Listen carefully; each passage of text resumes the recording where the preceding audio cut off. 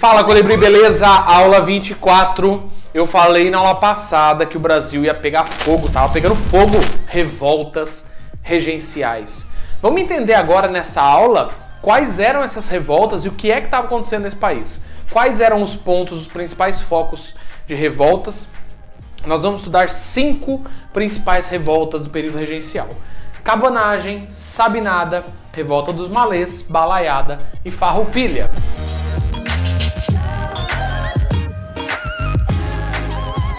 Eu já deixo aqui um resuminho. Ó, todas têm a ver com descontentamento político e econômico no Brasil nesse período, oposição ao governo regencial e também causas sociais. Nós veremos que algumas delas têm um cunho social, beleza? Então, no geral, este é o ponto central das revoltas do período regencial e nós vamos estudar cada uma delas. Nós vamos falar um pouquinho de cada uma delas. A primeira, cabanagem, aconteceu no Pará. O Pará era o Grão-Pará, era uma grande província brasileira. Essa revolta vai durar 5 anos. Lembra que eu falei que eram revoltas longas, intensas? Então não é assim, nossa, foi só um movimentinho e passou. Não, foram revoltas intensas. E a cabanagem no Pará, ela começou em 1835 e durou até 1840.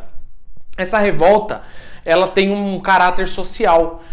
Essa era uma busca, na verdade, por melhores condições de vida. Por isso que ela chama cabanagem. Fala aí, cabanagem. O que vocês lembram? Cabanagem. Cabaninha, não é cabana? Cabana? Porque as pessoas mais humildes que vão buscar essa melhor condição de vida, elas viviam em cabanas. Então, por isso que nós temos esse termo, né? A revolta ela é de cunho popular, porque as pessoas viviam em cabanas. Por isso que nós chamamos esta revolta de cabanagem. Qual era a ideia dos revoltosos? Tomar a capital, fazer uma alteração de governo, tomando a capital do Pará, e eles conseguiram isso brevemente. Eles chegaram a tomar a capital, só que vem o revés. O governo vai enviar a Guarda Nacional, o governo vai mandar tropas e vai mandar a Guarda Nacional, que era aquela guarda que a gente falou na aula passada, e neste momento nós vamos ter problemas, né? Nós não vamos conseguir... os revoltosos, aliás, eu estou me colocando como revoltoso, porque os caras estavam lutando por melhor condição de vida, né? Uma causa justa, mas eles não conseguiram manter a tomada da capital, eles foram expulsos da capital e tiveram que fugir para o interior.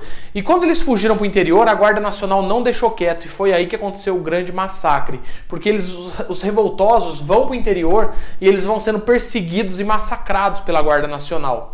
A população, que tinha 100 mil pessoas no início da revolta, ela baixa para 60 mil pessoas no Pará. Então foi um grande massacre mesmo, porque a Guarda Nacional falou, agora vocês que queriam mais igualdade vão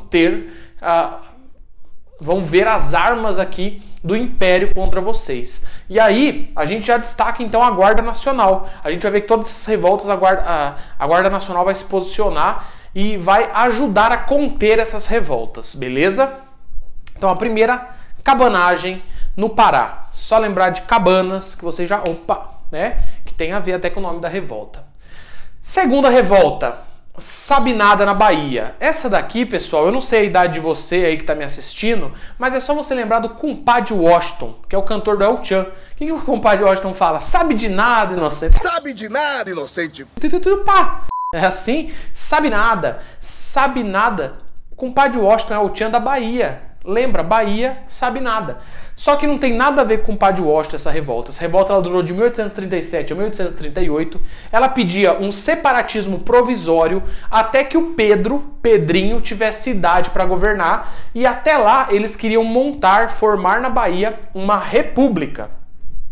Quem era o líder dessa revolta? Era um médico liberal chamado Francisco Sabino. Olha o nome aqui, ó, Sabinada, por causa do Francisco Sabino. Então, sabe de nada que eu brinquei aí, não tem a ver aqui com o nome da revolta, beleza?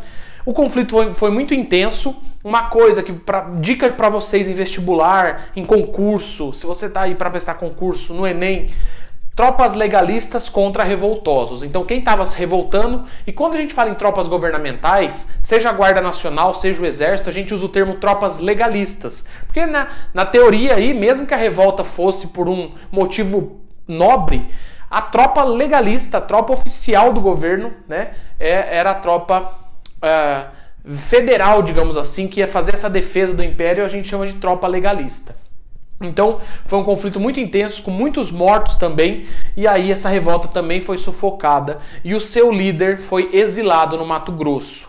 Presta atenção nisso, tá? O líder foi exilado no Mato Grosso. O que eu quero que vocês prestem atenção? Que o líder aqui, ele tá numa posição social mais de destaque. O cara era médico, o cara tinha uma grana. Então o que eles fizeram com ele? Vamos exilar. Exila no Mato Grosso, o Brasil é tão grande, né? Foi pro Mato Grosso nessa época aqui, então, que não era tudo rápido, não tinha avião, o cara já estava muito longe do ponto de revolta. Mas pensem, pessoal, não era isso que acontecia se fosse um cara popular, líder de uma revolta. A gente vai ver que nas revoltas populares, os líderes eram mortos. Então é isso que eu gostaria que vocês se atentassem, né?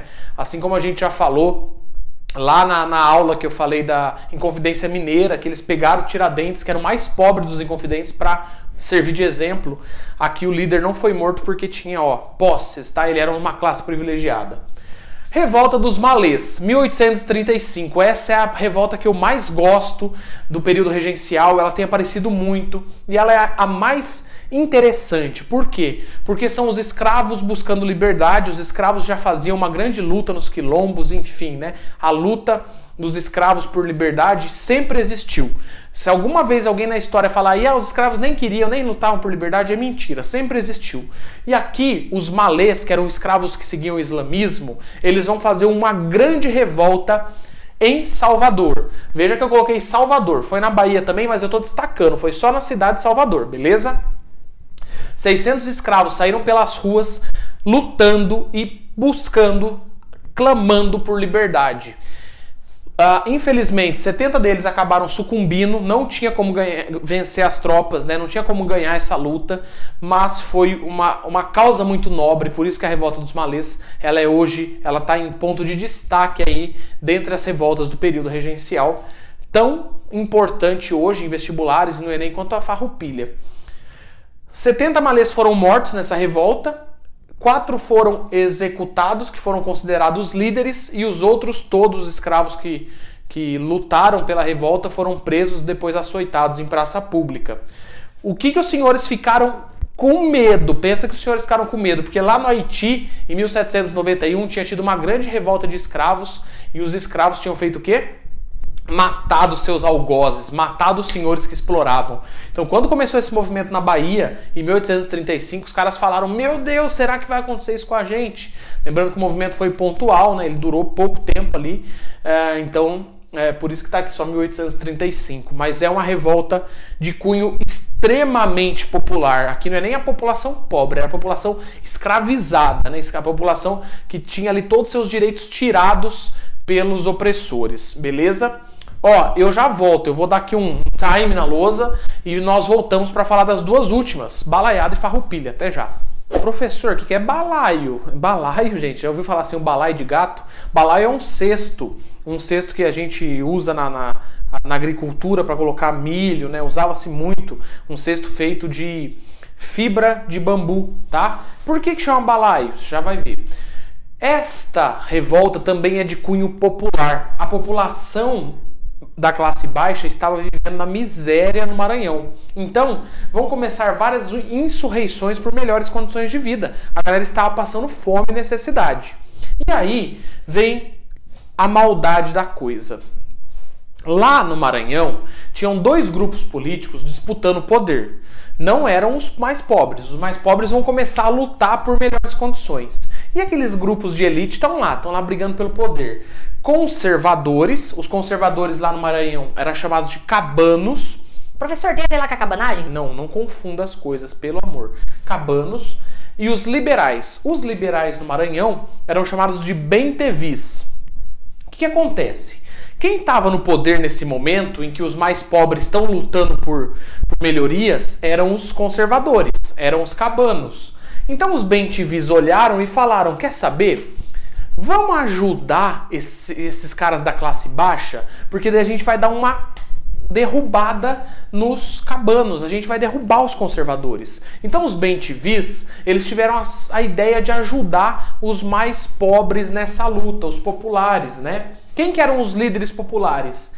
Francisco dos Anjos, um artesão que usava o apelido de balaio, porque ele fazia balaio, ele era balaieiro, que é o cara que faz balaio de fibra de bambu. E o Raimundo Gomes, que era um vaqueiro conhecido como Cara Preta. Então esses dois caras eram os líderes e os bem-te-vis, para tentar derrubar os adversários políticos, colaram neles e começaram a ajudar a revolta. A revolta foi tomando corpo, a revolta foi tomando grandes proporções e os revoltosos começaram a ter muitas vitórias. Só que aí os bem-te-vis falaram, lembrando que bem-te-vis é da classe alta, tá? Os cabanos e bem-te-vis é da classe alta, eles estavam brigando por poder.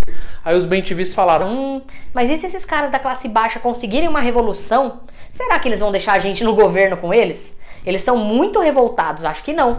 Então aí, os bem-te-vis recuaram do apoio aos revoltosos e os revoltosos das classes mais baixas fracassaram e aí a revolta caiu por terra e ela foi aí destruída mesmo, né, pela base aí. Ela foi acabando e acabou, a revolta foi dissipada, digamos assim. Então vejam, enquanto os bem-te-vis estavam ajudando porque eles queriam derrubar os cabanos conservadores, a coisa fluiu. Mas aí os bem-te-vis, com medo desse pós-revolução, né, eles acabaram saindo e deixando esses populares lutarem sozinhos e a revolta caiu por terra.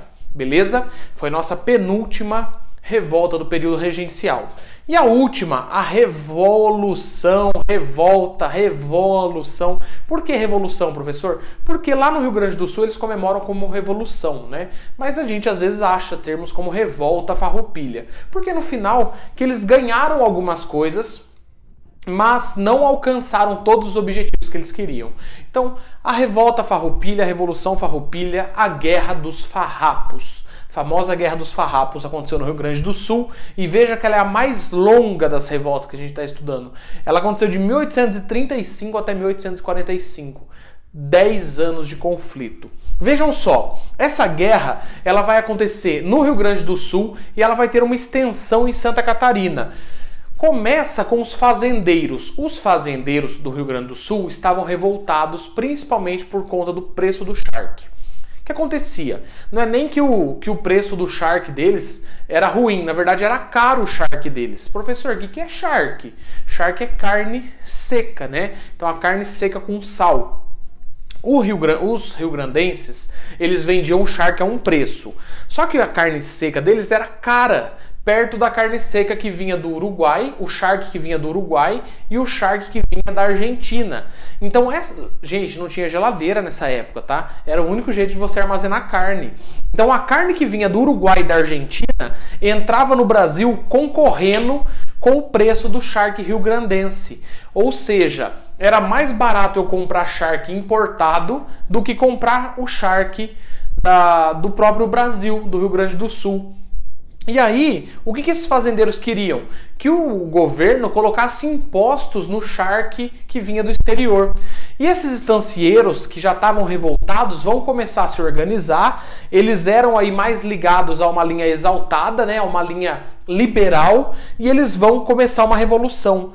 Primeiro, o governo central vai intervir no Rio Grande do Sul, e isso eles não aceitavam, que o interventor da província não fosse do Rio Grande do Sul, e começa uma grande revolução, uma grande guerra. Essa guerra ela começa com um líder que é Bento Gonçalves, que é um fazendeiro muito rico, que tinha uma guarda nacional gigante e foi contra o governo central, foi contra o governo brasileiro.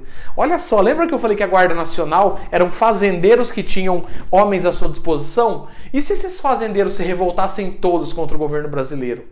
Foi mais ou menos o que aconteceu ali. Os grandes fazendeiros que tinham homens armados no Rio Grande do Sul resolveram inverter o lance e falar, em vez de eu usar o meu homem armado para ajudar o governo brasileiro, eu estou indo contra o governo brasileiro agora. E a gente vai ter a Guerra dos Farrapos começando. Por que Guerra dos Farrapos? Porque esses homens da Guarda Nacional, né, eram jagunços. Então, quando eles iam lutar, eles não iam de uniforme engomadinho, igual o cara do exército, todo bonitinho. Eles iam meio esfarrapado, né? Meio com aquela roupa meio troncha, assim. Tipo a roupa do profeitor, meio assim, coisada, né? Então eles falavam, ih, olha lá os farroupilhos, os farrapados. É por isso que chama a Guerra dos Farrapos. O que acontece? Bento Gonçalves e outros estancieiros vão colocar a Guarda Nacional, os homens que eles têm, para lutar.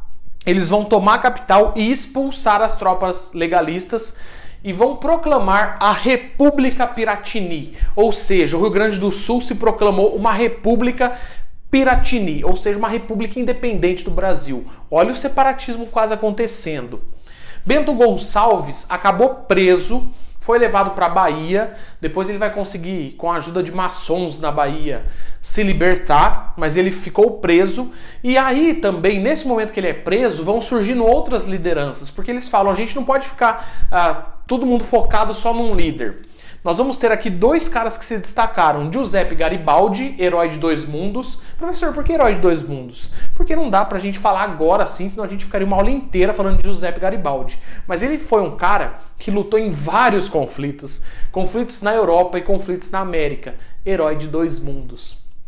Ele e Davi Canabarro vão ajudar a derrubar as tropas legalistas em Santa Catarina e vão proclamar em Santa Catarina a República Juliana, outra república separatista então. Então olha só, Brasil com duas repúblicas separadas, uma república rio-grandense, a República Piratini, e a República Juliana em Santa Catarina.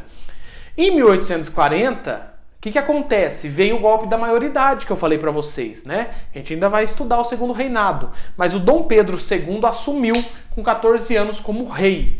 E mesmo assim a Guerra dos Farrapos não acabou, ela durou mais 5 anos. E quem foi que deu conta de acabar com esse conflito? Quem entrou na jogada a partir de 1842 e nos outros anos foi negociando esse conflito, mandando tropas e conseguindo conter esta guerra? Duque de Caxias. Professor, por que a gente ouve tanto falar em Duque de Caxias, tem cidade que homenageia ele, tem rua, né?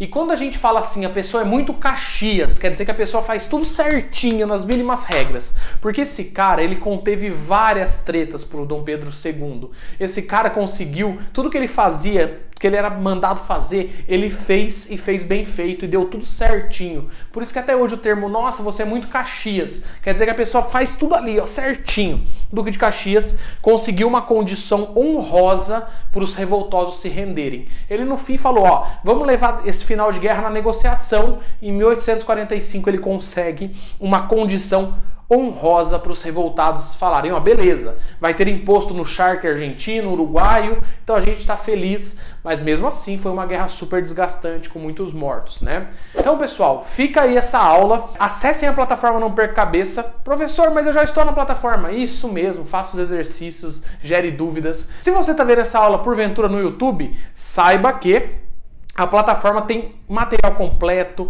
e-book exclusivo. Você pode ir lá www.nãopercacabeça.com.br e vai ter um material completo com exercícios para resolver sobre todos os assuntos que a gente tem falado aqui. Lá as aulas são sempre fresquinhas, sempre novas e exclusivas para vocês, beleza?